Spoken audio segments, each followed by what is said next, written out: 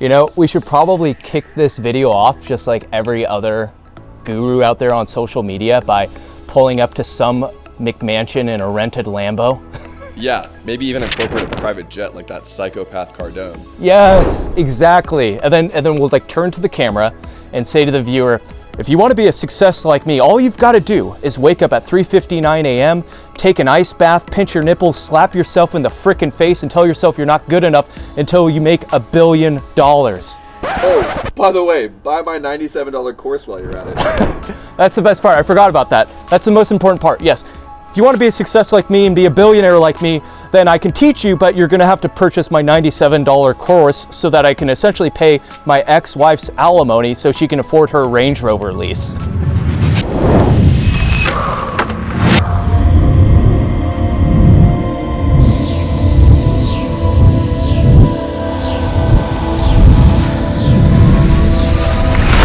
Nah, screw that. Here's what we're going to do. Follow me. All right, so welcome to my home. Come on in. All right, this is my living room, which is designed with love for my beautiful wife over there, who also happens to be my best friend. And this is little Fitzy. And Fitzy is playing in the most valuable asset that I own that's in this house, which is this massive, beautiful, non-Amazon, actual beautiful wooden, beautiful playpen here. And Fitzy is named after the great writer F. Scott Fitzgerald. Do you want to get out of the playpen, Fitzy? You're the best. You're the best. Anyway, come over here. I want to show you something cool. All right, Fiona, Princess Fiona, come on. You're not always the star of the show. All right, so let me show you this. This is one of my payment processor accounts, and I want to show you this. We are, 6 months into the year, and I've made $1.4 million so far, right?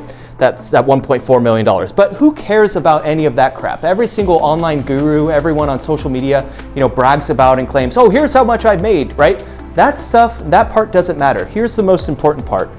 The most important part is this figure right here.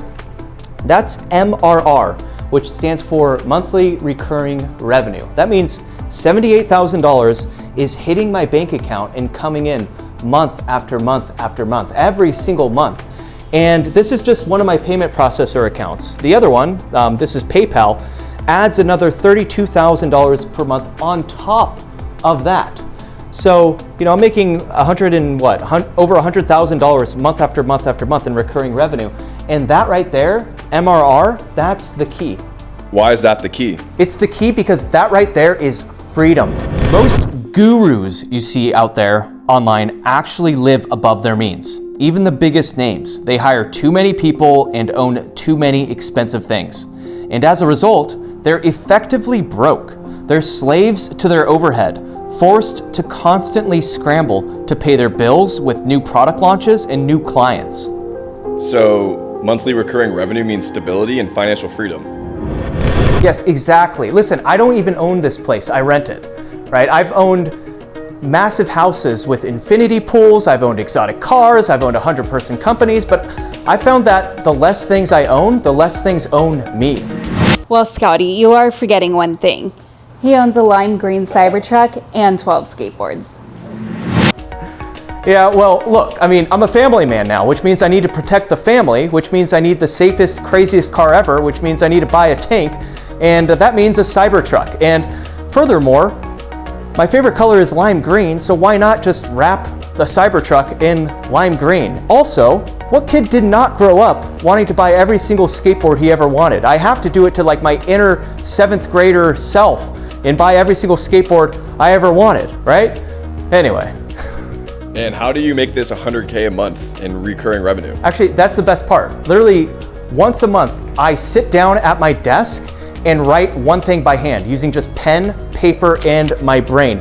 No AI, no crap GPT, none of that stuff is involved at all. So, how does that work? Well, how about this? Why don't I actually just take you to my office and I'll give you a behind the scenes, day-to-day of my life so that you will actually know what I do and can give viewers here basically a look behind the scenes. All right, come on, follow me. Let's head over to my office. Actually, you know what? Here, before we do, head over here and check this out. So for all the kids watching, this is a lesson for you. You should continue to skateboard when you get older, because when you're old, you will have the funds to fulfill the dream. No parental permission is required to buy every single skateboard you could ever want. So you have an office? Yeah, I mean, technically I could work anywhere. I could travel the world, take my family on mini vacations. I could work from home if I wanted to have Fitzy on my lap working all day. But personally, I just prefer to essentially have a laboratory, private little place where I can go and lock in for a few hours and just do deep work up until 2 or 3 p.m. when I hit the skate park. Yeah, so I've essentially designed my office to be like what I loved in college. I'm surrounded by books, history books. It's a place of inspiration where I can just read, write, and think and hang out. I've set my life up kind of on autopilot, kind of like how this is. It's literally driving itself right now. Look at this. It's turning through an intersection, just driving myself. So I literally get in my Cybertruck, hit a button, drive myself to work, have the Cybertruck drive myself to my little mini library. I plug in, lock in, work for a few hours, then hit the skate park. And man, life couldn't be better. It's literally on autopilot, just like FSD. Oh, looks like we're almost here. Yep. We'll just have this park me in the usual spot, and then we'll just, head up to my office. I'll show you everything.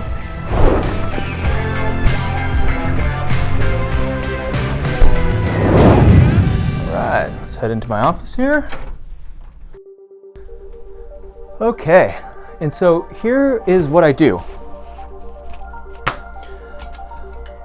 Once a month, I take out a yellow legal pad with a pen and I write something out. And I do it by hand. This is 12, 15 pages. I print it out and then I edit it with a red pen. I then implement the edits. I print it out again. I get it packaged up, shipped out, and distributed. And that's it. What do you mean? How do you package it up and distribute it? So, that's essentially beyond the scope of this video. And furthermore, I'd probably miss a few critical details if I tried to explain it for 30 minutes or 50 minutes, whatever it is. But that's actually the perfect segue into talking about my new book. I wrote a book titled Penpreneur, which details everything involved in this process. And it's actually very simple. Also, I'm giving away the book for free. All I ask is that each person covers the cost of shipping. So that's pretty much it. I do this once a month. I write one thing a month, and then I get to spend the rest of my time reading, writing, thinking, and taking my family on little mini vacations. Or skateboarding? Yeah, or skateboarding, which, oh yeah, it's 2 p.m. So what do you say we get the heck out of here and go hit the skate park, huh? Okay. All right, let's head to the skate park. So the skate park, it's 5 minutes away from my office, which is awesome. It's why I got the office in the first place. So why'd you write a book about this, and why are you sharing the secret sauce? That's a good question. First and foremost, by me sharing the book and sharing the quote unquote secret sauce doesn't really hamper me, because the business model works regardless. And so there's really no incentive for me to play it close to vest and not to share it with the world. But the real reason that I decided to write the book and share the business model with everyone is because a few years ago, I was in a bad spot. I was struggling financially, and it literally got so bad to the point where I had to move in with my parents. And, I was 37 years old at the time. I was single. It was super embarrassing for me. I only told my closest friend about it. And, my parents' friends, they found out about it, which was embarrassing. It was like the community gossip. So that's essentially why I decided to share the book and share the, quote unquote secret sauce with the world. I had tried everything to make money up to that point. Coaching, consulting, course creation, self-publishing, a book on Amazon, drop shipping, you name it. None of that stuff works. It's actually what got me into the mess in the first place. Basically, while living with my parents in my parents' house, I discovered the Penpreneur business model. And at the time, my dad was begging me to go and take a serious job. He didn't think it was gonna work. But I basically doubled down on it. I bet on myself, and a year later, I made $2.19 million thanks to it. So you wrote the book to help people who are essentially once in your shoes? Yeah, I mean, I essentially wrote my book, Penpreneur, for the past version of myself from not too long ago, from only a few years ago. And the reason is because if I had that knowledge a few years ago, I would have saved myself so much hardship, so much time and energy, like doing things the wrong way, the hard way. Listen, I mean, the fact is the Penpreneur model dug me out of the worst period of my life. I then later met my wife and best friend and now have a beautiful son, Fitzy. Yeah, I mean, so here we are today. I am literally financially free and get to do what I love every single day. I get to read, write, think, and get to do it while making, you know, over $100,000 per month doing it. And then I head to the skate park at 2 p.m. every day. Oh, and here we are.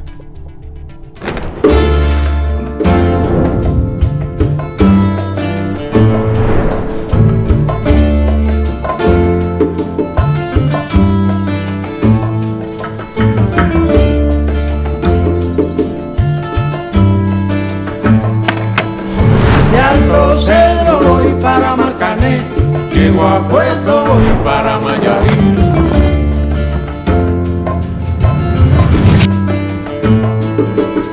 De Alto Cedro voy para Marcané, llego a Puerto, voy para Mayarín.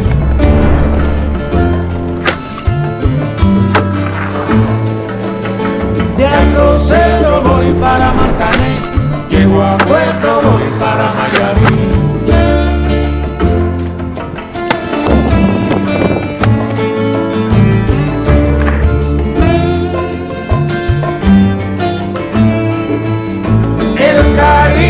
Que te tengo, no te lo puedo negar.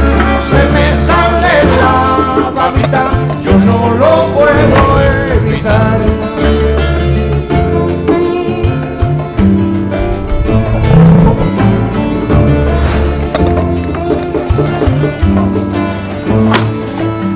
Cuando Juanita y Chan Chan en el mar servían arena, como sacudido a Chan Chan le daba pena.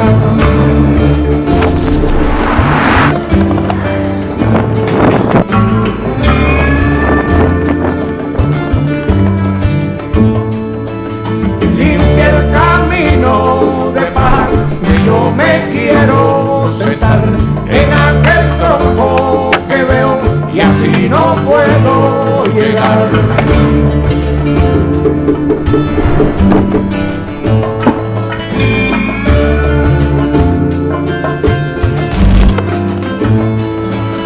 De Alto Cedro voy para Marcané, llego a Puerto, voy para Mayarín.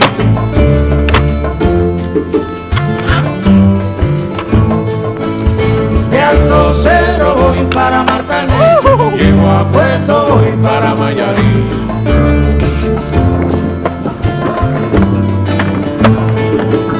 De Alto Cedro voy para Marcané, llego a Puerto, voy para Mayarín.